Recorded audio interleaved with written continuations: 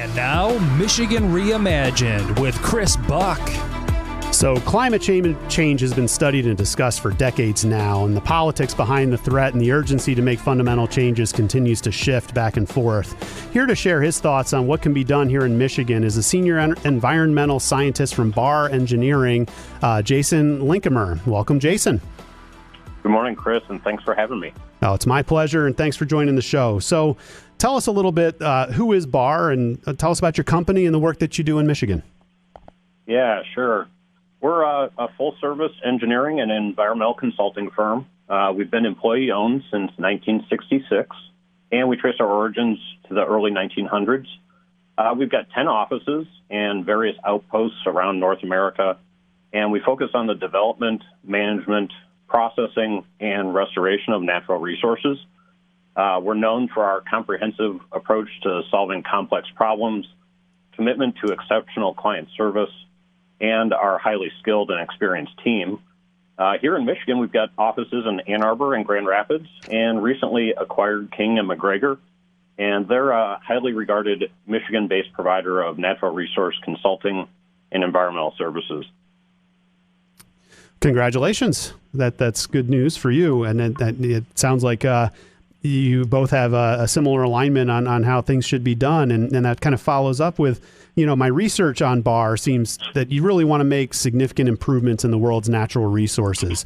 I think, and listeners think about engineers as kind of more the mechanical side of things, but I really sensed a kind of an emotional or a stewardship or a responsibility from your firm's position. Can you give us some examples of some completed projects or things that that really speak to that kind of moral compass of doing the right thing with the world's natural resources? Yeah, sure thing, Chris. I think that you've hit the nail on the head.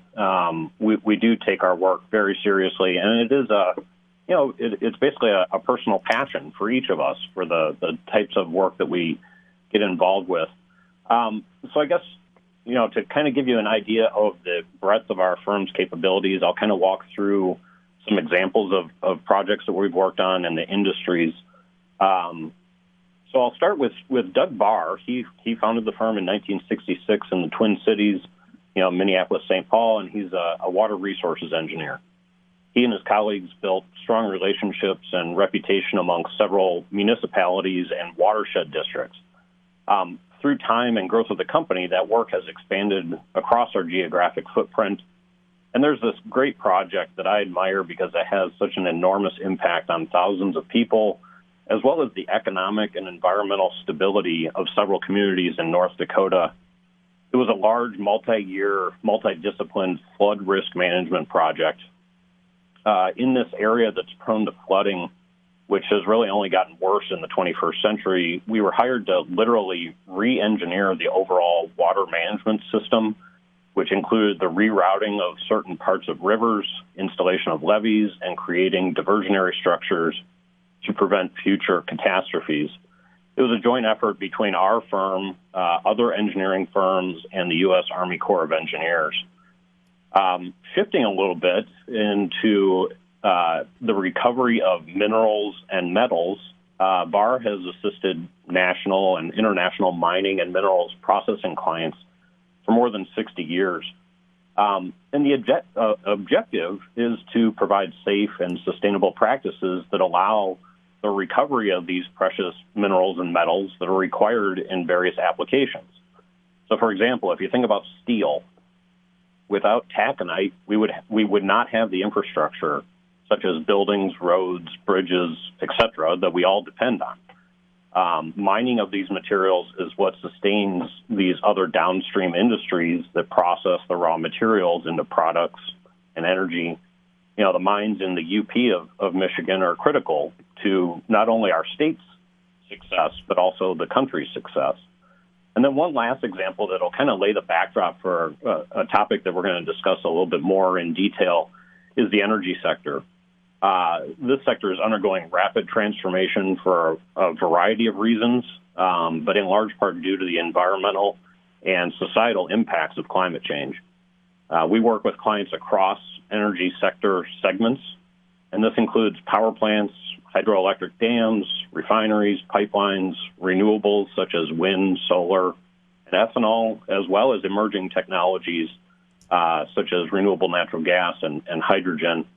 We're well known for our work in the wind industry, and I don't know the exact percentage of the wind turbine in the United States, but a very large percentage. I want to say it's on the order of about 40%, perhaps maybe even 50% of those wind turbines are sitting on foundations designed by Barr Engineering. Huh. And then, personally, I've worked across market sectors, but have focused on the renewable energy and fuel segment for the majority of my career, and really have a passion for it. All right. Well, I didn't know that. That's fantastic. So talk a little bit about the topic at hand. So renewable natural gas, or RNG, what is it and why is it important? Yeah, so renewable natural gas is a fuel derived from the decomposition of organic material and waste. Common sources of RNG include landfills, animal manure, agricultural waste, food waste, wastewater treatment plants. Essentially, as waste breaks down, methane gas is generated. And methane is the primary constituent of conventional fossil natural gas, fossil fuel, but it's also a potent greenhouse gas when it's released directly to the atmosphere. So RNG projects capture and clean up that gas for use as a direct replacement for fossil gas in homes, businesses, and as transportation fuel. And, they've been happening for many years. I think that the first RNG project happened perhaps in the early 80s, maybe mid-80s. But it was not very common, I guess, to recognize that as a resource. But the market has really expanded rapidly in about the last 5 years or so due to federal and state legislative initiatives. Okay, so what role do you think this renewable natural gas plays in Michigan's future? Is Michigan poised for exploiting this opportunity more maybe than other states, or is it just that you're in Michigan and you want Michigan to benefit from this opportunity? Yeah, I think it's both. I think that Michigan is positioned really well to take advantage of this opportunity. I'm involved in these types of pursuits kind of around the country and participating in national dialogue about this. But here in Michigan, it already plays a role, and we expect RNG projects will become much more common in the years ahead. Right now, in this state, we have about a handful of operational RNG facilities, and there's, I believe, about 5 more that are under development. But if you think about Michigan's large and diverse agricultural economy, there really are lots of opportunities to produce and consume RNG. As society shifts towards renewables, RNG is positioned as a near-term solution with many applications, and it also benefits from using the existing natural gas pipeline infrastructure. All right. So if we were able to do this, I mean, how big do you think this can be? How many more sources or sites do you think could happen over what period of time? And what could this mean for Michigan as either an employment hub or a reduction in energy costs or saving of the emissions? How do you measure all of that? And what kind of future do you see and what timeline are you looking at?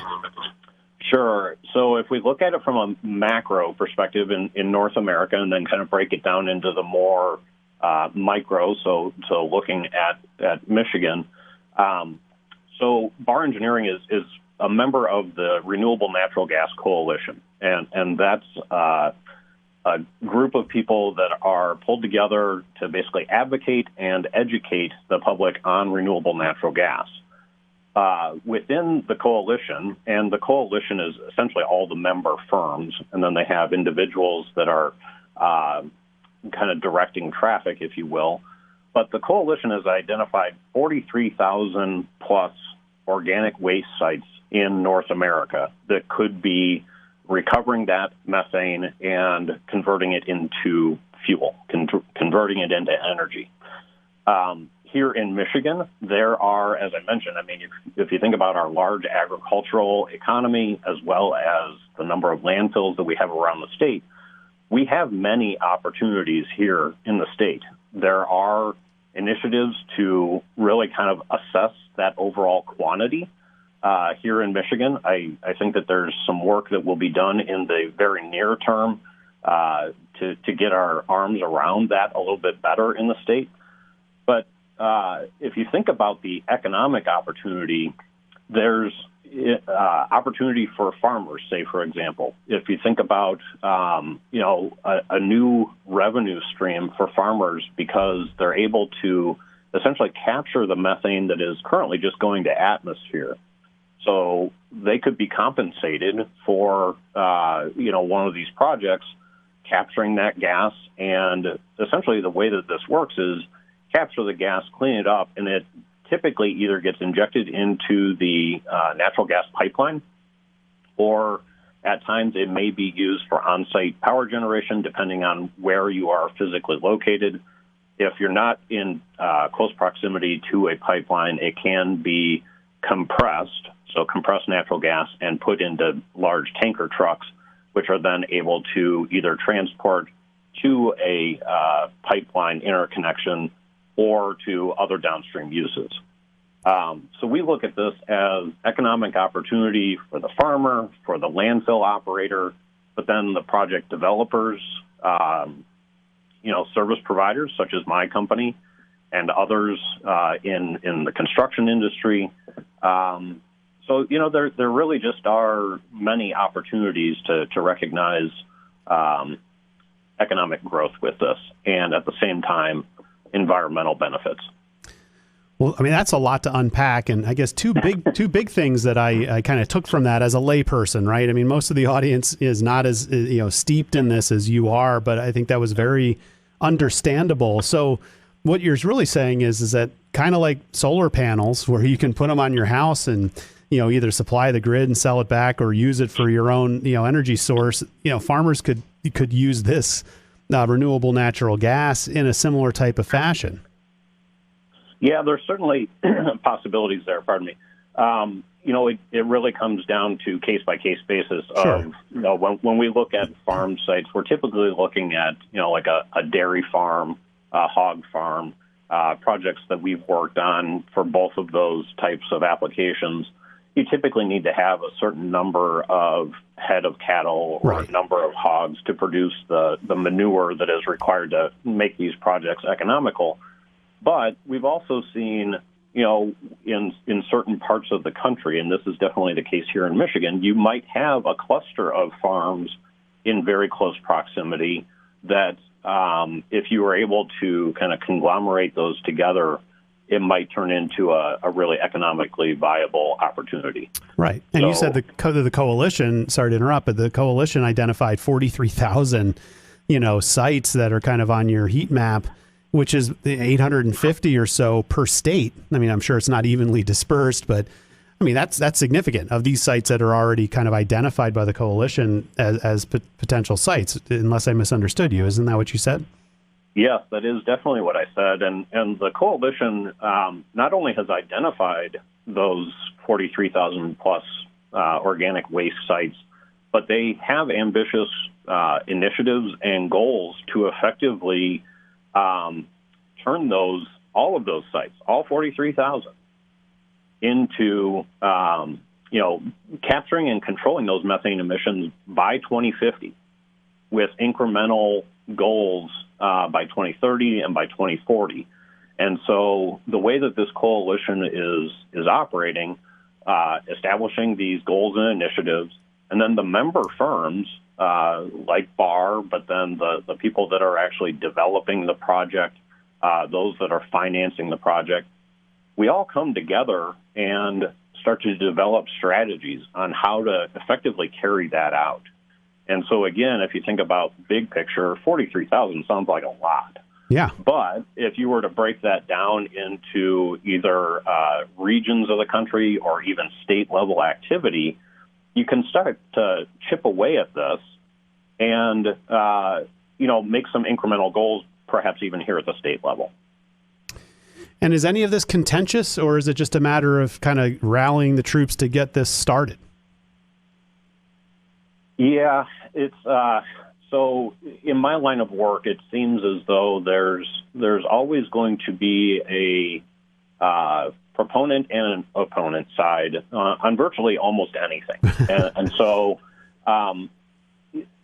yes, there are groups that are opposed to RNG, and primarily because there is a preference to shift away from combustion altogether with a desire for electrification. And so what that means, electrification is essentially removing natural gas combustion from buildings, homes, et cetera, and having everything be electrical. And that includes, even if we think about electric vehicles, and that is a entirely different topic that we could spend many hours talking about. But from my perspective, just like electrification, wind, and solar, RNG is an essential piece of the puzzle when it comes to moving away from our dependence on fossil fuels. That said, RNG is unique in that the technology is already here. Each one of these technologies will play a role in the energy sector moving forward because we have to have clean, affordable, redundant energy sources to prosper. So yes, there are groups that are outspoken about this isn't the right thing to be doing, but at the same time, I look at it as a piece of the puzzle that we're moving in the right direction. Anything that we're able to do to kind of prevent those methane emissions from going to the atmosphere, converting it into a renewable energy source, and therefore reducing the amount of dependence on fossil fuels, I think is a benefit. Well, that seems really logical to me, and I wish you all the best. It seems like a no-brainer, but I'm sure you're getting the details and things pop up. But I appreciate you joining me here today. We've had the senior environmental scientist from Barr Engineering, Mr. Jason Linkimer. I appreciate you joining me here today, and I wish you all the best. Thanks a lot, Chris. I appreciate it.